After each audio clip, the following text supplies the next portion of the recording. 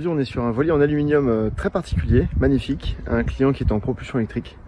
Et on lui fait une grosse mise à jour puisque le parc batterie qui a été mis à l'origine par le chantier était pas suffisant. Donc les batteries ont été surutilisées et il a une magnifique surface au niveau du roof pour mettre des panneaux solaires qui est pour l'instant non exploité et qu'on a bien l'intention d'exploiter. Donc là les panneaux sont en place et on va utiliser des régulateurs MPPT spécifiques qui sont de la marque Genasun, qui permettent de charger des circuits en 48 volts en évitant de mettre les panneaux en série, ce qui en cas de zone d'ombre crée des problèmes. Donc, les panneaux sont à peine sortis de leur carton et on va les vérifier s'ils débutent bien, s'ils sont bien sous tension quand on les met au soleil.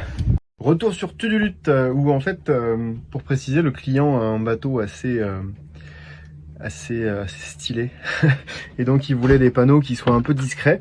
Donc on lui a pris des Taos Black Plus de chez Sunbeam avec une texture qui ressemble à ça. C'est un peu noir, c'est sympa.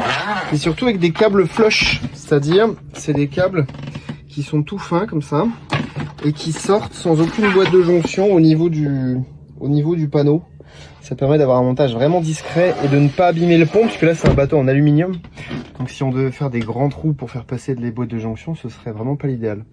Et là on a le panneau, le tableau de câblage que j'ai préparé à côté, donc sur sa plaque de Forex, avant d'aller le mettre en place définitivement. Et on a tous les boosters qui sont ici, puisque comme j'ai dit c'est un bateau en 48 volts. Et donc il faut pouvoir le charger correctement avec le moins de perturbations possible dues aux zones d'ombre. Et donc ici, on a chacun des régulateurs MPPT qui correspondent à des panneaux ou à des groupes de panneaux en série. Puis ici, un ensemble de boîtiers de fusibles, des fusibles de 10 ampères sur chaque, le vernis qui va bien. Et enfin, en haut, on va mettre ça là. Et enfin, en haut, un Smart Shunt de chez Victron qui va permettre de savoir via Bluetooth ou via le Cerbo GX ce qui est produit par le parc solaire. Et maintenant, on n'a plus qu'à prendre ça et aller le mettre en place. Et vu l'endroit exigu où c'est, j'ai bien fait de le faire sur une table au calme. Le boulot est terminé sur Tudulut. Nous avons maintenant à l'avant, j'ai pris une porte, nous avons à l'avant deux batteries MG 304 ampères 24 volts LFP. Ici deux autres, donc on a en fait sous la couchette un parc de 4 batteries.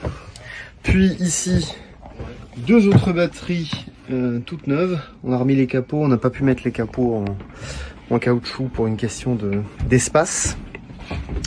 Ensuite, nous avons au fond ici un parc de régulation solaire MPPT Boost, plus un régulateur qui convertit du 48 en 12 volts, programmable.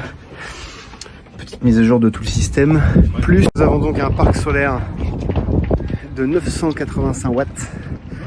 100% souple, piétinable, et qui matche bien avec l'esthétique du bateau, qui va permettre au bateau de se recharger tout seul, puisque maintenant au Lavandou, qui est le bord d'attache de ce bateau, les bornes se désactivent automatiquement au bout de quelques heures, ce qui n'est pas très pratique pour les bateaux électriques.